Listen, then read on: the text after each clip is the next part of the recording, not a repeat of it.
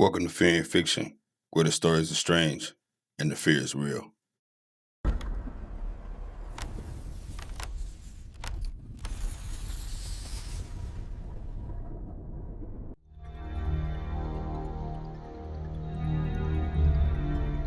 I've been running a barbershop in West Charlotte for 12 years now. I've seen a lot in those 12 years. Good times, bad times, but nothing prepared me for Valentine's Day 2024. It was a Wednesday, middle of the week. The shop was busy like it always was on Valentine's Day. Guys coming in for fresh cuts before they take their girls out to dinner. The energy was good, music playing, people laughing, talking about their plans. Around 4 in the afternoon, I got a text from one of my regulars. He's 21 years old, good kid, works at a bowling alley, always respectful, always tips. His text says he's parked outside, wants to know if I can fit him in. I look at my schedule, I'm finishing up with someone. I tell him to give me 15 minutes. He texts back, says no problem. I can see his car through the window, silver sedan, parked out front of the shop. He's sitting there in the driver's seat, looking for his phone, probably texting his girlfriend. I know he's excited. He told me last time he was in that his girl was pregnant, 8 months, and they're having a baby girl. He was going to be a father, first time. He was nervous but happy. I'm working on my current client. We're talking about the basketball game from the night before. Normal barbershop conversation. Everything feels normal. Then I hear it. Gunshots outside, close. Automatic weapon, sounds like 30 rounds, maybe more. Everyone in the shop hits the floor instinct. When you hear that sound in this neighborhood, you know what to do. I'm behind the barber chair. My client is on the ground next to me. The shooting seems to last forever, but it's probably only 4 or 5 seconds, then silence. I hear tires screeching. A car speeds away.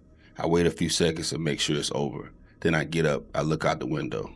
His car is still there, same spot, but the windshield is completely destroyed. Bullet holes everywhere. Driver's side, passenger side, back window. My heart drops.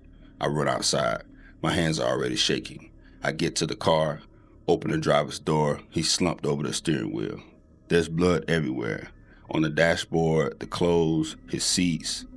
I check for a pulse. My hands are covered in his blood now. Nothing. His eyes are open, but he's not there anymore. I started yelling. Someone call 911. Someone help. People are coming out of other shops looking. Some are recording on their phones. I try to pull him out of the car, try to do something, anything, but there's nothing I can do. The paramedics arrive within minutes. They take over, start doing CPR, trying to revive him, but I already know he's gone.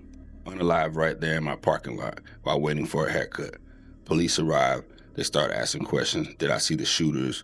What kind of car were they in? I didn't see anything. I just heard the shots. Other people on the street start talking to the police, giving descriptions. Witnesses say 2 cars pulled up, dark colored sedans, tinted windows. They pulled up right next to his car, opened fire on both sides. Then they sped off. Whole thing took less than 10 seconds. Detectives told me later it was gang retaliation, some beef from months ago. But this kid wasn't in a gang. He worked at a bowling alley. He was about to be a father, just in the wrong place at the wrong time. They arrested 3 people about a week later. 2 shooters, 1 accomplice. Turns out one of the shooter's girlfriends tried to cover for him, filed a false police report saying her car was stolen. But they used her car in the attack. Police tracked it down. The case is still going on through the courts. The trial hasn't happened yet. His daughter was born 2 weeks after he was unalived. His family had a vigil in the same parking spot, balloons, candles, pictures. His girlfriend was there, holding their newborn baby, crying. I closed my shop for a week after it happened, couldn't function, couldn't sleep. When I did reopen, I painted over the bullet holes in my window, trying to make everything look normal, but it's not normal. Every time I see a silver sedan pull up, I think about him. 21 years old, excited about being a dad, just wanted a fresh cut for Valentine's Day, and he never made it inside the shop. His daughter's almost 2 years old now. I see pictures on social media sometimes. She looks just like him. She'll never know her father because of 15 seconds on Valentine's Day.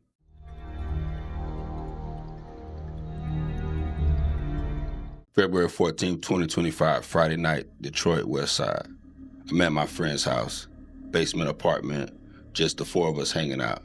Me, my girlfriend who lives there, his girlfriend, and this other guy we know from around the way. It's Valentine's Day, but we're all single except for my one friend and his girl. So we're just chilling, playing cards, having drinks, normal Friday night. The vibe is good at first. music playing, people laughing, talking trash about the card game. But around 9 o'clock, things start to change. The other guy, the one we knew from the neighborhood, he starts acting different, getting loud, aggressive, talking about some beef he had with somebody. My friend tells him to relax. We're just trying to have a good time, but he won't let it go. He keeps going on about it, getting more and more worked up. His girlfriend tries to calm him down, tells him it's not that serious, let it go, but he's not listening to anyone. Then he gets up, says he needs to go outside and get some air. We're all thinking he's leaving finally. The party was getting uncomfortable anyway. But about 5 minutes later, he comes back and everything's different. I can tell by the look on his face something has changed. My friend stands up, asks him if he's good. The guy doesn't answer. He's just staring. Then I notice what he's holding. I didn't even think. I just dive behind the couch. My friend tries to talk to him, tells him to calm down and put it away, but it's too late. I hear 2 loud bangs, then footsteps running up the stairs, then nothing. I'm behind the couch, heart racing, can't move. I wait a few seconds, then I look up. My friend is on the floor, not moving. His girlfriend next to him, also not moving. There's blood everywhere. I grab my phone, my hands are shaking so bad I can barely dial. I call 911. I tell them what happened, give them the address. They ask me if the shooter was still there. I tell them no, he ran. They tell me to stay on the line. Don't touch anything. Help is coming. I'm still behind the couch, but I can't look at them. I can't move. The paramedics arrive maybe 5 minutes later, but it feels like hours. Police come at first, clear the house, make sure the shooter's really gone. Then paramedics come down. They try to do anything they can, but it's too late. Both of them are unalived, right there in the basement. My friend, it was 40 years old, his girlfriend was 21. The police asked me questions. What happened? Who was the shooter? Why did he do it? I try to tell them everything I know. They write it all down. They arrested him the next day, found him at his mother's house on the east side, charged him with double homicide, felon in possession, multiple counts. Turns out the whole thing was over an argument, something stupid that happened earlier that day. He came back with the weapon, unalived 2 people over nothing. The trial is coming soon. They say he's looking at life. But that doesn't bring them back. I moved out of Detroit after that. Couldn't stand it anymore. Every time I see a basement apartment, I think of that night, Valentine's Day 2025. I went to a party and watched 2 people lose their lives over an argument, and I couldn't do anything about it.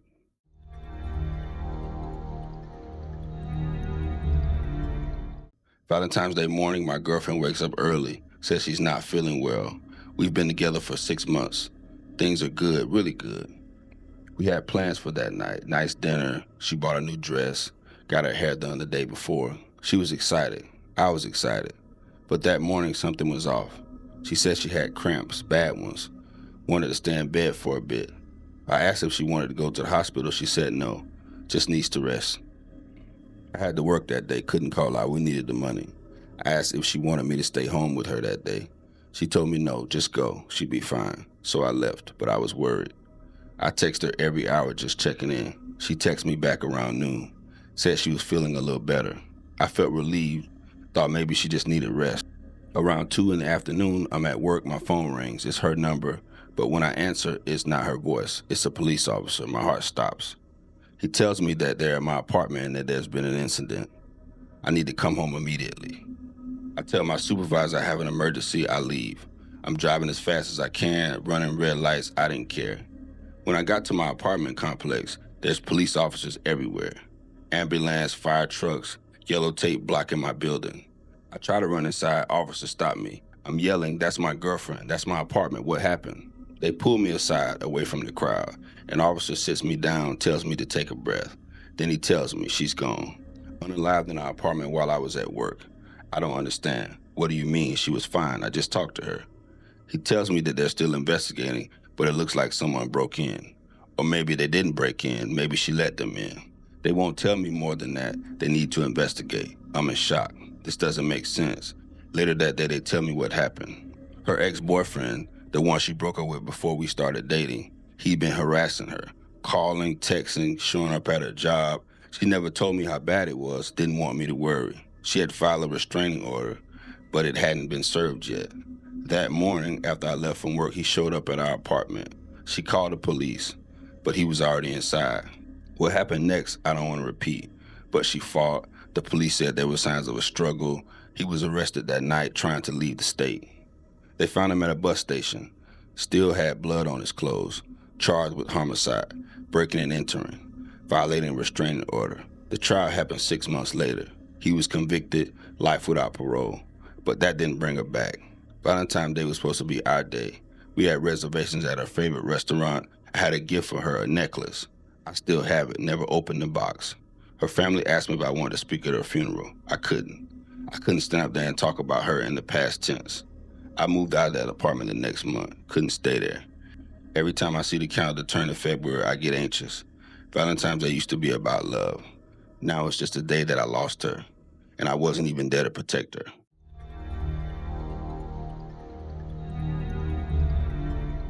February 14, 2024, Birmingham, Alabama. My cousin and his girlfriend had plans.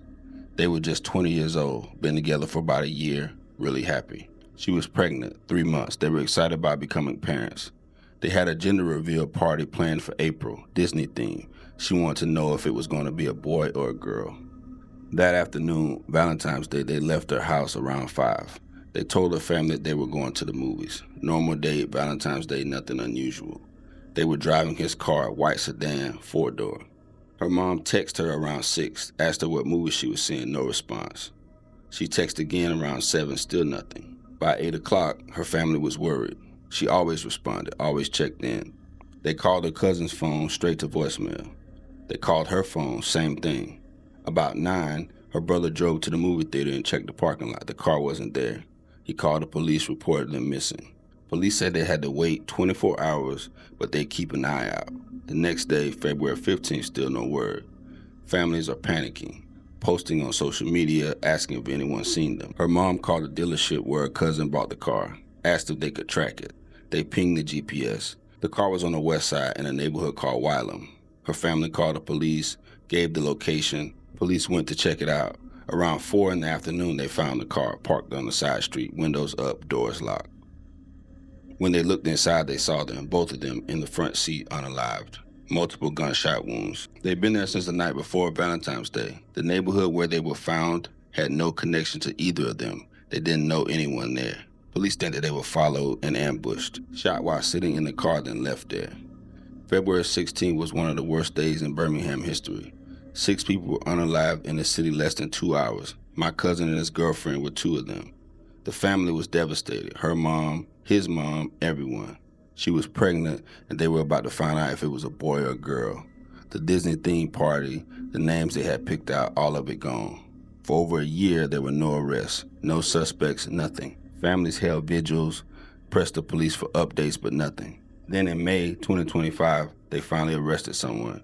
Turns out he was connected to other cases. A serial offender, linked to 18 different cases around the city. Mass shootings, individual attacks. My cousin and his girlfriend were just 2 of his victims. He's facing multiple capital murder charges right now. The trial is coming up, but it doesn't change anything. 2 25-year-olds in love, excited about having a baby. Went to the movies on Valentine's Day and never came home. They found him 2 days later, unalived in a car in a neighborhood they'd never been to. The mayor spoke at their funeral.